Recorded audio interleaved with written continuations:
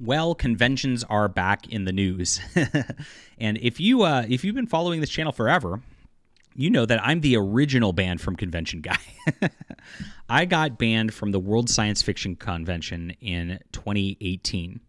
And I was going to get a table. We're kind of the alternative. I was already blacklisted from the industry. I had already been warned by my publisher at the time that I would not be published again because I voted for Trump and I was vocal about it. And that was it. And once I was going to go to this Worldcon and actually show up and be there with a table to sell stuff and just show I'm a human, because on the internet it's very, very easy to look at the other people on the other side, pound that keyboard angrily, you drum farbadon Nazi. It's very easy to do that when you're looking somebody in the eye and it's like, hey, I'm a person selling a book. You want to go get a drink at the bar after? It's very hard to treat a person like that in person. That's why the internet makes everybody so vicious these days. Because that inhuman element to it, where you're not looking at people, there's no physical presence there, and so they banned me just because they didn't want me there to show that like the other side's human. They called me a racist bully on their website, and I sued them, and I won. They spent over $130,000 fighting me, and they had to pay me and apologize for their efforts. But now conventions are starting to do this again. And they're getting a little smarter about things because they've seen what happens when they are outright about what they truly believe and how much they hate you, how much they hate your families, how much they hate the people you love, the YouTubers you love, the reporters you love, the creators you love. And so they don't say why now. They just refer to the terms of service. And they're a little more cautious, too, because they're not directly fully banning now. And we're going to get to that in just a second because Nerdrotic's getting hit now, right after Anna, that Star Wars girl, got hit, right after John Malin, Ethan Van Sciver, and Shane Davis got hit. They all got hit at C2E2 in Chicago, but Nerdrotic's even bigger because this is San Diego Comic-Con, and we'll get into that news. My name's John Delarose, like I said, the original banned one. My books were too much. They know they can't compete with me, and so they blacklisted me from the industry. They got me banned from conventions because they don't want this to get out there. And this is Overmind. And if you're new to the channel, this is probably my best graphic novel. It is on my web store, and I would love to get this into your hands right now. We're going to be launching book 2, which is called The Hidden Emperor, on Kickstarter in about 2 months, and you can catch up right here. There's this, and on Amazon, I've got a novel that goes along with this called The Immortal Edge, and you'll want to read those. These are really, really poignant works. They are well done. The art is reminiscent of Valerian from the French bands Dessinays. We are people who are really, really into the comic craft and have been doing this for a long time. I've got 12 graphic novels out, 18 novels out, and this is something I'm extremely proud of.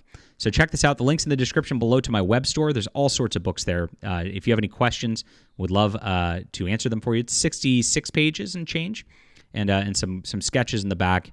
Showing because our artist Miss Crimson just really loves this property. Check it out, please. Thanks for being there, and make sure to subscribe to the channel and join us here. We really appreciate you. Now, not a lot of people are going to report on this, and this is my website, Fandom Pulse, and we cover the things others don't, because somebody needs to cover the important news out there. And the fake news, CBR, Bleeding Cool, they're never going to cover this. They're never going to talk about Gary and promote him because they hate him. And that's really sad because Gary's one of the most influential people in pop culture right now. Now, here it is, San Diego Comic-Con and WonderCon. They're the same company. Yank Nerdrotic's press pass. And he says he doesn't know if he gives a what. But there it is. Anna, Cecil, Camelot, everybody's banned from C2E2.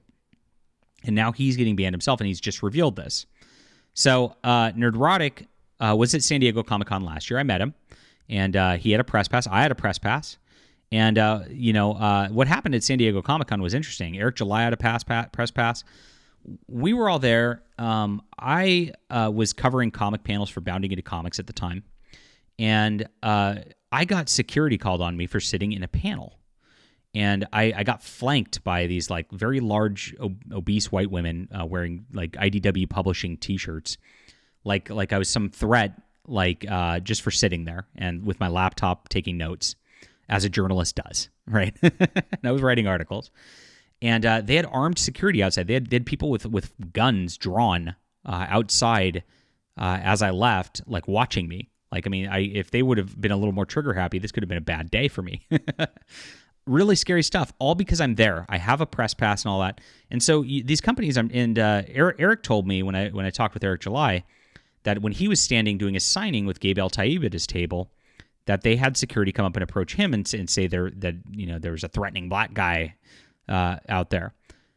Very crazy stuff. I mean, just because we exist and because we're in these spaces, because we are connected with the fans, because we are telling the truth about what's happening out there in the culture and creating our own alternative culture, these companies, IDW, whoever's ratting on Eric July, they want us out. And they don't want us to be able to just exist with the customers like they do. They want it to be this little like safe space fiefdom where they can control the narrative. And so as a result of that, I'm sure there was a lot of complaints of our being there in general. And so press passes are getting revoked by people on our side. Now, Nerdrotic, again, has 1 million YouTube followers. So you get somebody from CBR who has 200 followers writing up some crap about Comic-Con. Is it going to move a needle on anything? No. If Nerdrotic talks about it, is it? Absolutely. So who do you want there having the press pass? Who is the journalist that's more important than this? It's obviously Nerdrotic. It's obviously me compared to CBR. I mean, it's crazy. But this is what's happening now. And so Nerdrotic revealed that Comic-Con has yanked his press pass, and which is crazy. And so appearing with Chris Gore and X-Ray Girl, he noted that he was in the process of trying to fix it. Just to point out, I'm not making an issue of this. I want to make it clear. No issue right now. My press pass got pulled. We're trying to fight it. We're trying to fix it. Now, the problem is these companies that do this, there's really no way to interact with them, no way to talk with them and give them, he's trying to really be chill, and I get it. I understand that deal. But they never will interact. Once they've made this move, they did it intentionally, and they're just not going to respond. They're going to be like, terms of service. Or they're going to give you some forum letter saying, there are many people getting press passes, and it's ridiculous. I mean, I'll tell you how silly it is to get a press pass. I brought my girlfriend last year to the Comic-Con, and I went in, and I had my press pass, and I just said, hey, she's my camera gal. So she was supposed to get a press pass, and they just gave me one. So it's not about having a big enough of a following or being credentialed or whatever. If they tell you that, it's bull. It is literally politics being played here, and it's because Gary has the, quote, wrong politics, and so they want to simp for the corporations that are having the, quote, right politics, because these corporations can't handle anybody who's not just shilling for them being around. This is why the access media has come around in gaming. This is why you have Kotaku, Bleeding Cool. They get access to these people through the companies, and then they write shill articles in response. And so you don't get the truth out of them. You just get a paid advertisement, basically. It's a pay-to-play situation. And now they're moving into the conventions. Why? Because this is a spot where, we're gaining steam. Nerdrotic had a huge panel last year with Chris Gore and Eric July and others, and it was packed to the brim. And they're seeing that people want to hang out with us.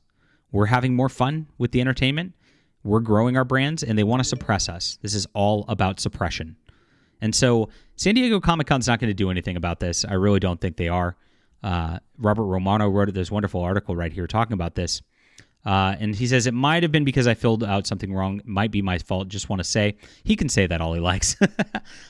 Gary's way nicer than I am.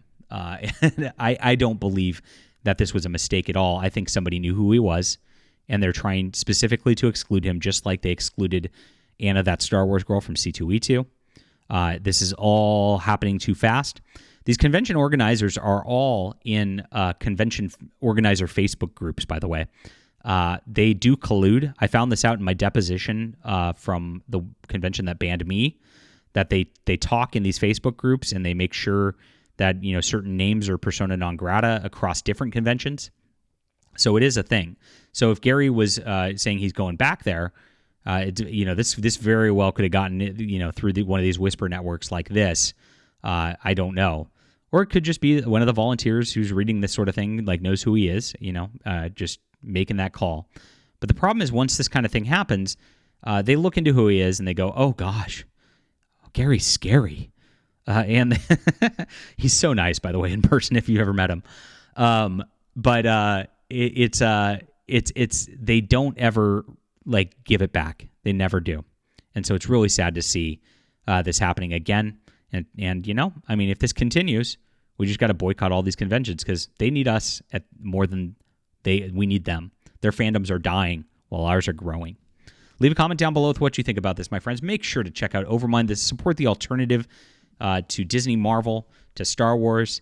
You're going to love this graphic novel. It's really, really good. I'm so proud of it, and my team is amazing. And we have huge reviews on this. If you just type in online, you can find people's reviews. Great stuff. And I appreciate you guys reading the books and coming in so hard for us this last week. It's been awesome. See you soon.